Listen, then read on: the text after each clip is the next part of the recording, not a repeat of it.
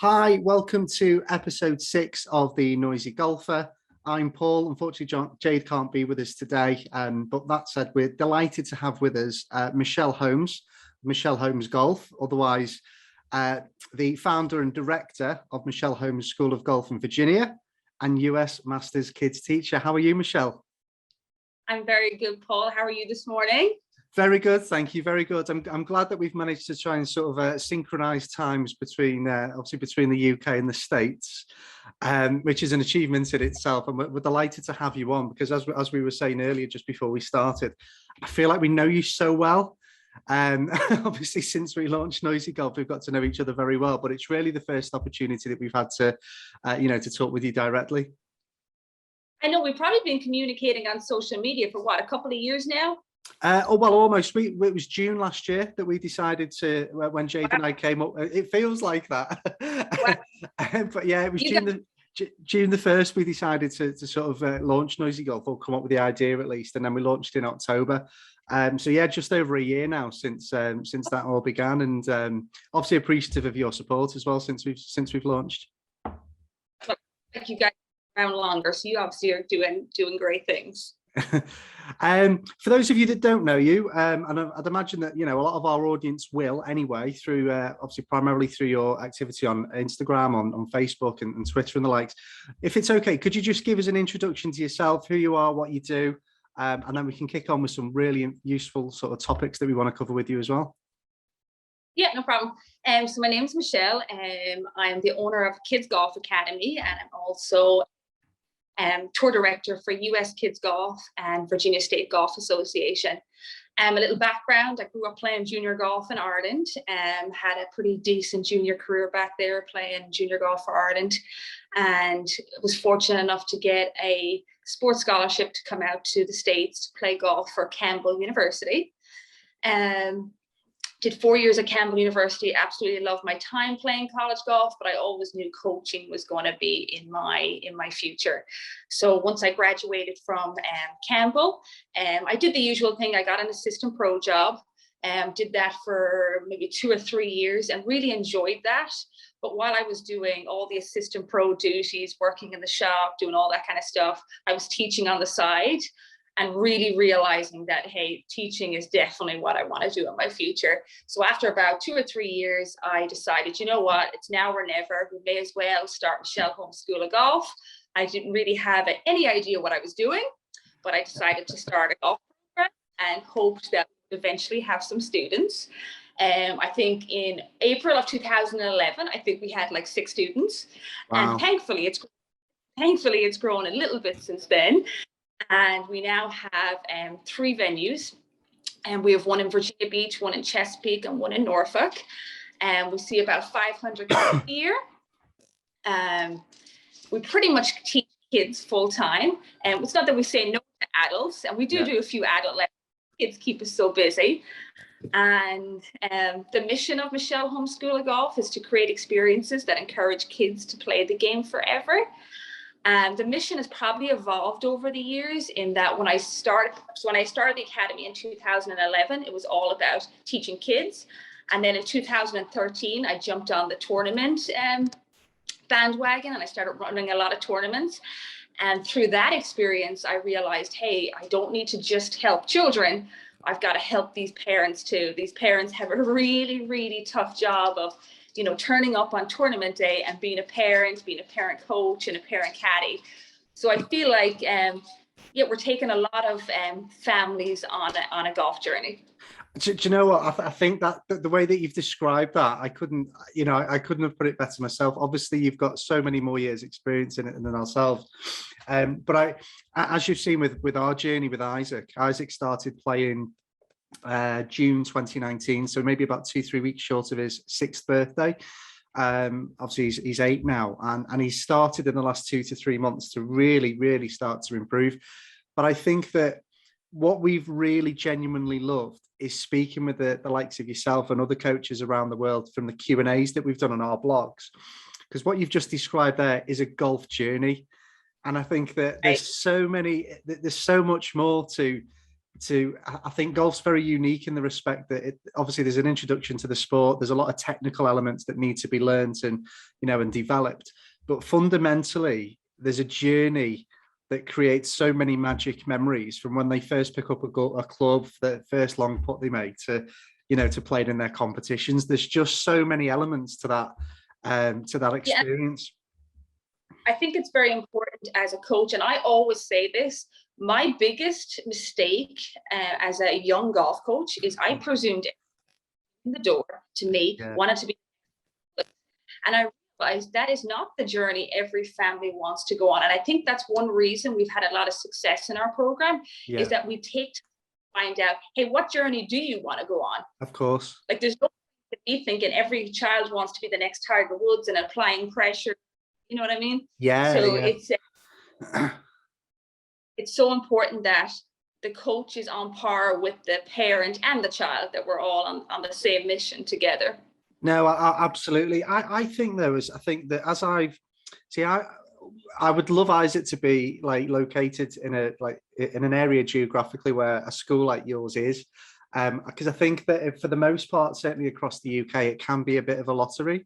I've got Isac into a club recently, Eastham Lodge on the Wirral in the northwest, which is great, but there isn't a huge amount of coaching. It's just a case of playing together with other juniors on a Saturday, which is great, and he needs that. But I also think fundamentally about if he can go on that journey and share that with other children, and the parents develop relationships with other parents to also share their experience as well. I think that's where at the minute it's quite patchy in the respect that there isn't a huge amount of that going on geographically with where we are.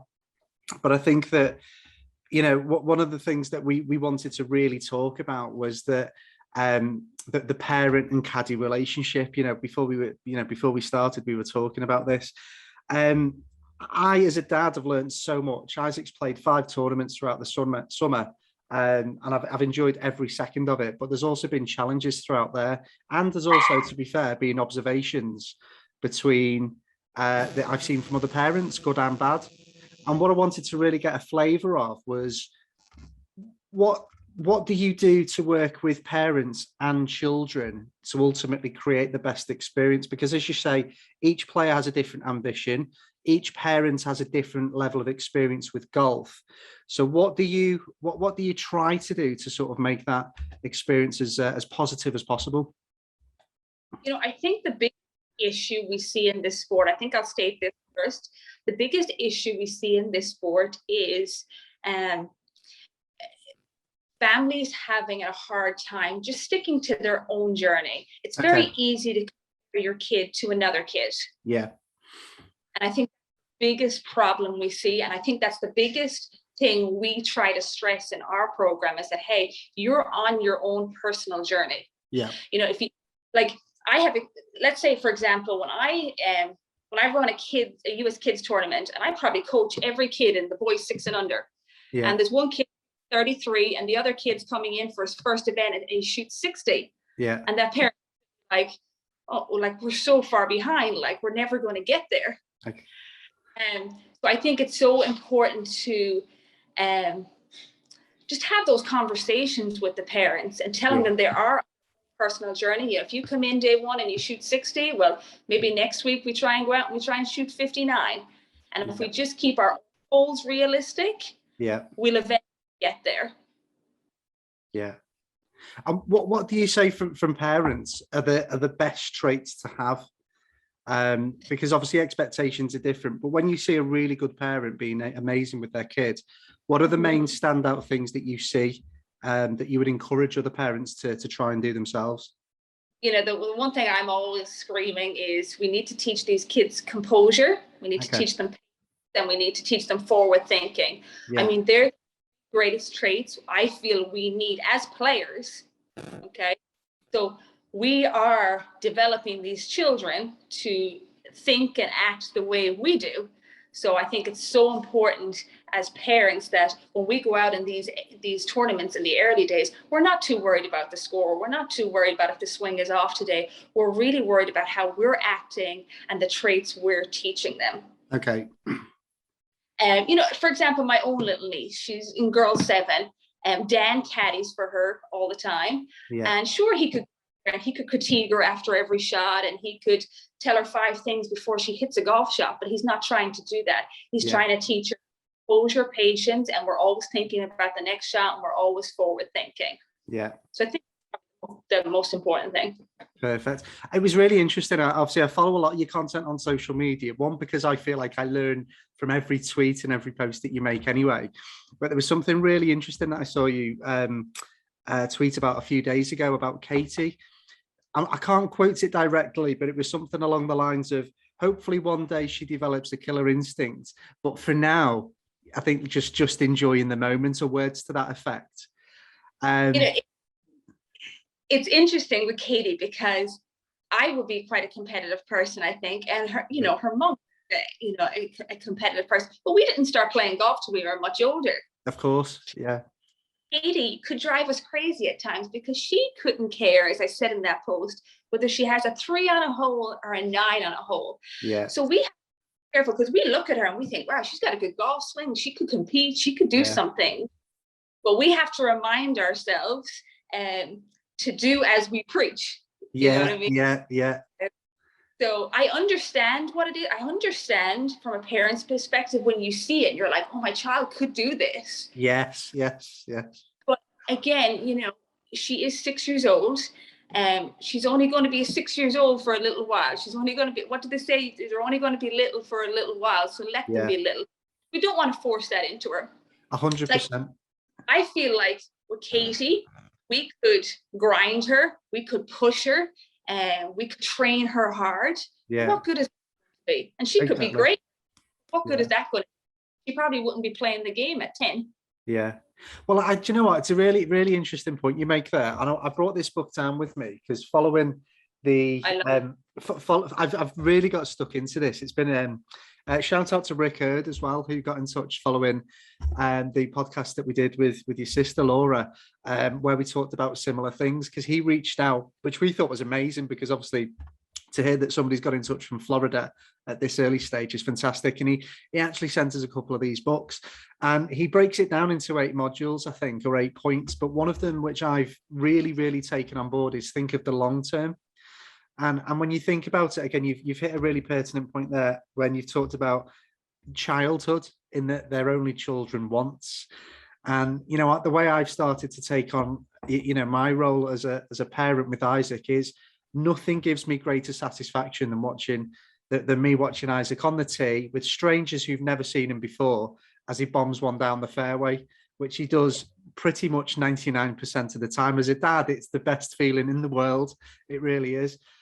But at the same time, a lot of the what I find interesting is the natural question from people that see that is, oh my God, he's the next big thing. And when I start to talk to them about, listen, there's thousands and thousands of kids all doing the same thing, I think it really surprises them.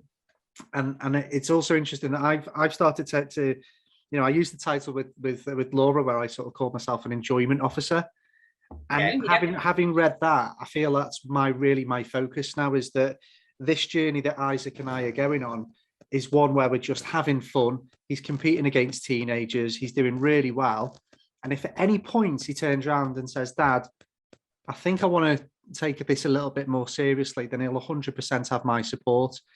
But I think there's a lot of traits with Isaac and Katie there where I think is a really good thing to have. Like he'll hit a green in like 2-3 shots, and he might 4-putt, but he'll come off and he's just ready to hit another tee shot. And if anything, I think it's a good trait to have more than anything. What do you think? Oh, it's a great trait to have. I mean, I think the greatest trait we can have in this game is to play the game without fear, right? Yes, And I think sometimes when parents see a kid that's so nonchalant, they're like, okay, I wish my child would want it more. And they try and push that a little bit. But you got to be careful what you ask for. Be careful what you wish for. Yeah. Before you know it, you show them a few bad traits. And, before you got a grumpy 14-year-old playing the game. No one wants that, right? Exactly. What I always say to parents is, especially we're starting these kids so young now, right? Yeah. My big thing is, how am I going to get Katie to 14 still love the game? That's a long time. Yeah. And really nothing really matters before 14. So my biggest role is, okay, when I get her to 13, 14, that she is still loving this game, and now she can take it where she wants for herself. Right now, she says, hey, my whole family plays it, granddad loves it, Yeah. Michelle teaches, yeah, I'll play this game. But, you know, she hasn't developed that, you know, everything else that's needed for it. Yeah. Yeah, no, absolutely. I think that, as we've got to obviously know people like yourself and other coaches, I think I genuinely try to take that on board. And I think that it's hard at times because I know what, you know, I'm talking about Isac specifically, obviously, but I know what he can do. And ultimately, if he plays his best shot every time, he could genuinely compete with children across the country in his age. But at the same time, like, he doesn't watch golf on TV. He doesn't watch sports. When he's at home, he does the normal things. And I think that when you see other kids that are really pushed, it's almost like you go to your lessons, you go to your course, you practice your putting, then you watch it on TV. And it can probably cause a little bit of golf overload. And I think that what I'm trying to embrace is that it's okay not to be too engrossed in it. Just be in the moment when you're actually enjoying it. I totally agree. And I think the biggest thing we got to do is listen to these children. Like, you know, one way. I have another example of a little girl, well, she's not so little anymore. She's 11 now, but she's been with me since she was 6 years old. And she's a really good player and competes at a pretty high level. Her name is Macy, and she is absolutely hooked on golf. Yeah. Never pushed her. And her mom used to come to me and say, Michelle, she wants to play every day. I don't want her to burn out. But what I always say, if you have a child that's that way, if they're asking to play every day, they're not going to get burned out as long as they're the one. You just have to listen to your own child and not compare your child to somebody else. Yeah, yeah.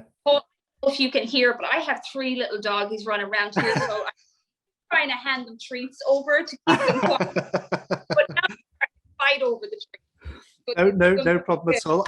Ours is actually quite quiet at the minute. Scruffy, she's around the corner somewhere, but she's okay. Well, I think on this subject, I think taking it into a slightly different angle, because there's a perception that in the States that there's a lot more competition. People are very competitive. You correct me if I'm wrong. There's probably a stereotype with parents and children in sports where they do tend to push them a little bit more, you know, that culturally, as opposed to the UK. What would you say on that? I do agree with that. But you know what I think the biggest issue is here is the sports scholarships. They're thinking of college. Okay. And they want sports scholarship, but we don't have that back home. Sure. You know, when I think back to when I was 12, you know, my dad wasn't stressed about, you know, paying for college or sending me on sports and anything. I think at that point they just presumed, yeah, she's going to go to college here in Ireland and whatnot. Yeah. And then the opportunity just arose. We're here, they're thinking about college, you know, at 7, 8, 9 years old. Okay. There's that plan in the back of their mind. And I think that does add a lot to the pressure of what we're seeing here versus what we see in Ireland and England and so on. Sure. And in terms of the children, what age would you teach up to then? Obviously you're teaching as young as... So our juniors range from 3 to 18. Right. And right through essentially then. Yeah. And what percentage of those that you say would you get? You know, I'd imagine people are starting to think of college more seriously by the time they probably get to maybe 13, 14, 15, would you say? Yeah. So our kids, so we've had the program 10 years now. So we're getting to the point now where some of our older juniors are starting to go that college route. Okay. The biggest problem I see is there's no problem getting kids into the game at 3, 4, and 5. Yeah. It's keep 13 and 14. You know, when they go into high school, especially girls, when they go into high school, they have the opportunity to play these different team sports. You know, there's other interests, there's phones, there's boys, there's girls, there's all that kind of stuff. And that's where we feel like, I'm really sorry about these dogs. They never behave for me. It's no problem, honestly. And that's where we see that, you know, the numbers can drop, and it's tough to keep the kids in the sport. You know, what I generally find is it's the really competitive kids that do stay with it. Yeah. That we as coaches have to find opportunities for maybe the kid that maybe isn't going to go on and play college golf, maybe, you know, isn't the most still giving them the opportunities to play the game and keep going with it. Sure. And what percentage would you say of kids at around that age do actually go on and play college golf? I mean, it's still a small percentage that goes on. It is. You know, a lot of kids will go on and play high school golf, but it's still a small percentage that go on and play college golf. And is that because of is it because of their continued interest in the sport? Is it because of the competitive element? What would you put that down to? It could be the competitive element, and some of them just decide, you know, to focus on their academics and such. And I think some get a little deterred by the fact of, okay, I'm not going to play Division 1. I'm not going to golf. I was lucky enough to play Division 1, but from what I see of some of our kids who have gone on and played Division 2 and Division 3, that's just as good as an experience. Absolutely, you know? Yeah. And I think college golf is the best 4 years of my life. I'd recommend it to anyone. And I think as long as you can get an education, who cares if you're playing Division 3 golf or Division 2 golf?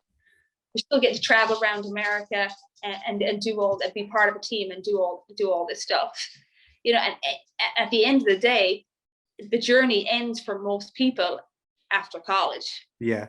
You know, and at the end of the day too, if you're going to be a professional golfer, if you're going to make it on the tour, whether you played college golf or not is not determining that. Of course, either. Yeah. And I think it's largely irrelevant, isn't it? Because I think there's just so many factors, isn't there? I mean, you might have the brightest prospect going to college and for whatever reason doesn't perform because of the distractions around them. And then similarly, you might have players that just catch up and just peak at the right time.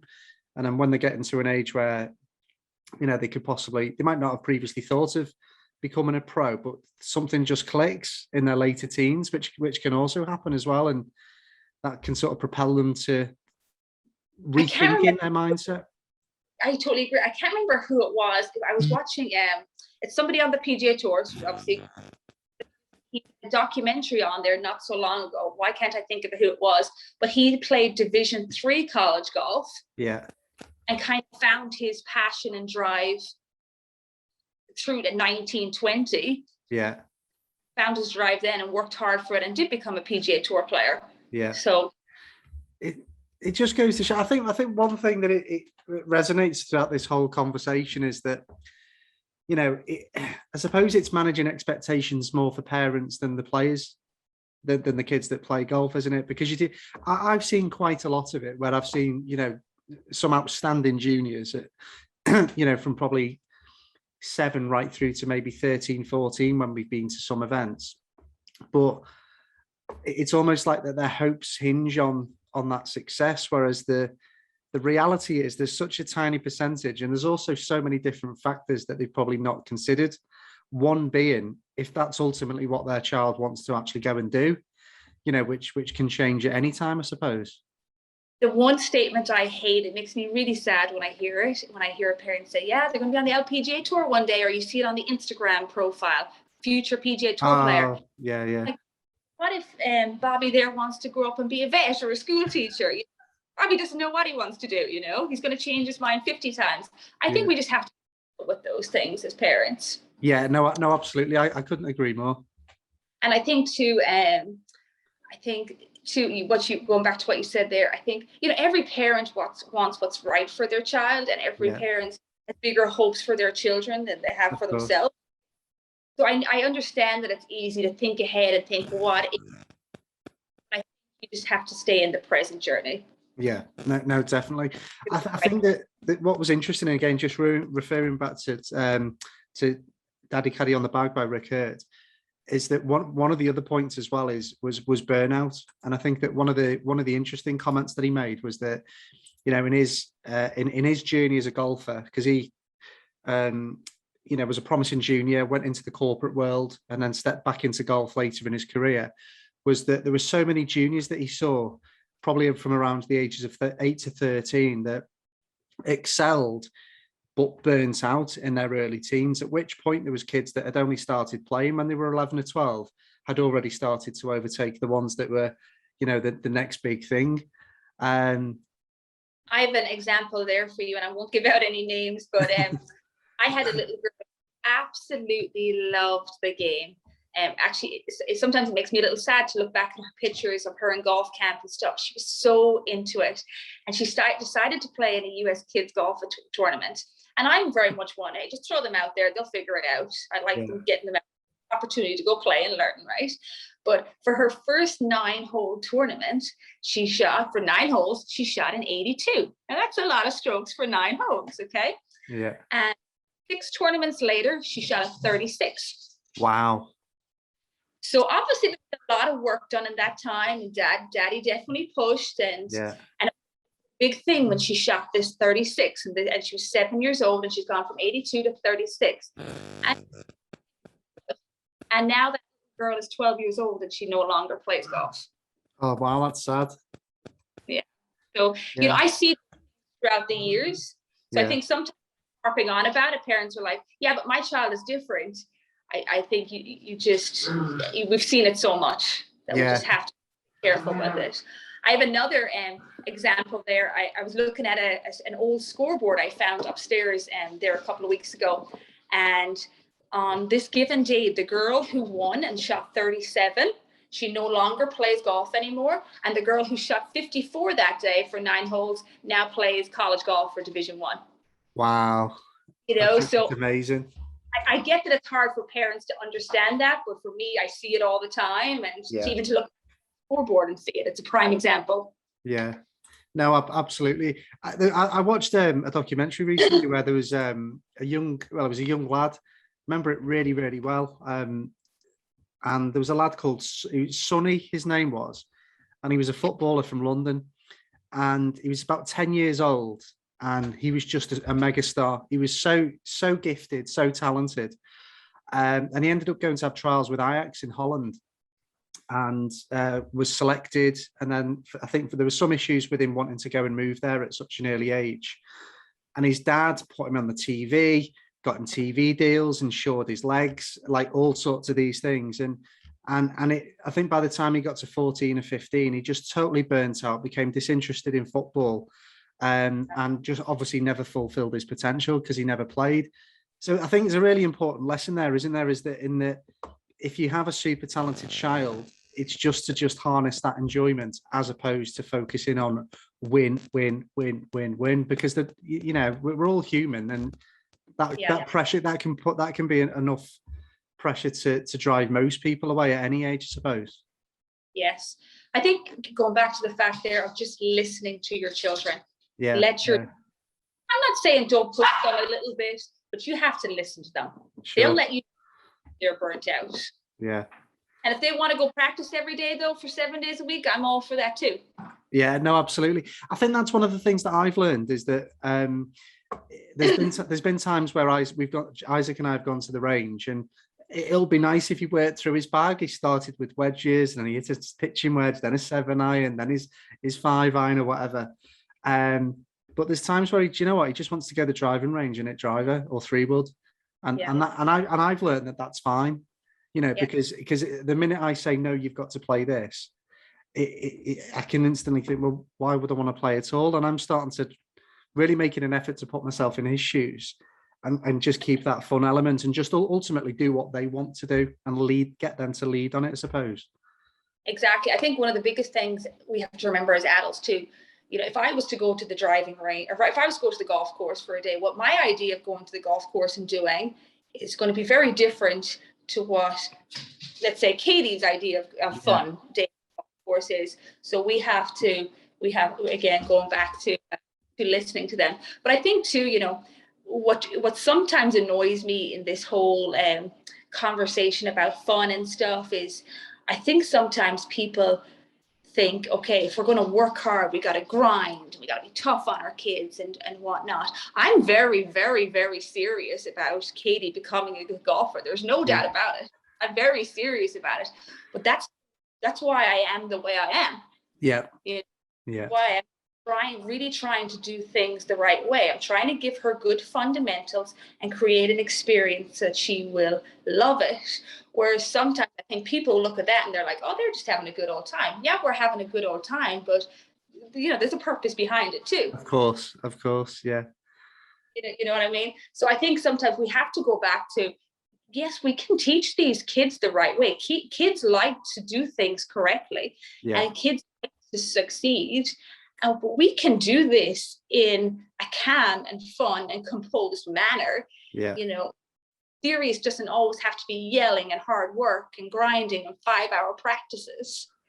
If anything, when I look at somebody doing it that way, I say, well, they're not very serious about their child playing this game. That's my thought, right? Yeah. So I think, I think the biggest thing, they just need to listen to their children, and they need to stay in the moment with it. Yeah. I mean, there's just some amazing advice there. And as I say, I think that as I've gone on this journey, I feel so much better equipped to, thinking about Leo. Leo's coming up to 2, and he's basically been brought up in a house with golf clubs and golf balls, and he's just taken an instant love to it. He can play in the garden all day, just hitting balls. And I always look at Leo and I think of knowing the things that I've learned myself in terms of how to approach it and everything with Isaac, but to be able to re-go through that journey, re-travel through that journey, but with Leo, but knowing these things, it's something that really excites me, because as I say, as a dad, as a parent, there's just nothing better than watching your kid really do something really well that you love and can share the experiences with. So there's just some amazing advice there. I just wanted to move on away from what we've talked about, because I know that you were very active on this as well. But the Solheim Cup and Leona Maguire, I mean, how impressive was she during that event? That is just amazing. And the fact, I mean, I can't even imagine how much she has inspired, like, not just junior golfers in Ireland, but junior, boys and girls all over the world.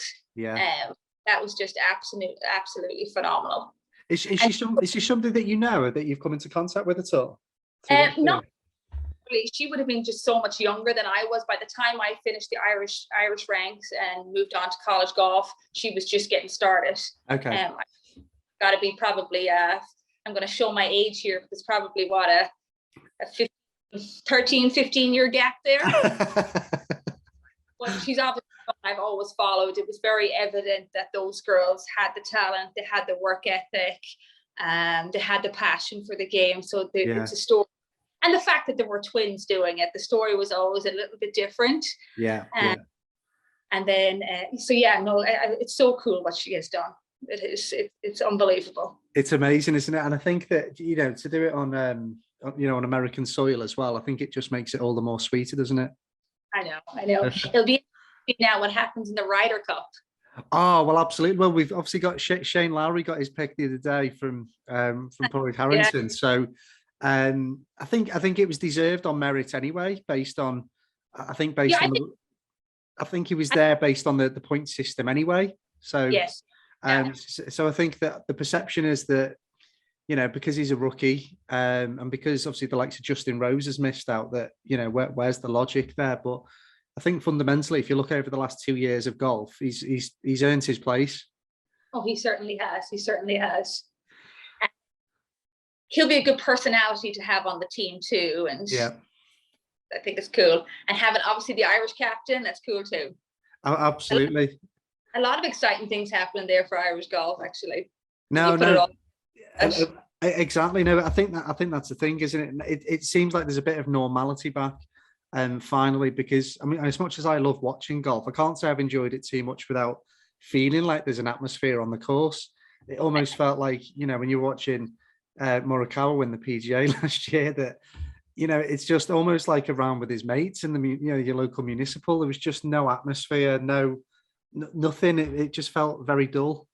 The only event I enjoyed watching without the fans was Augusta. I thought it was pretty cool to see Augusta with fans.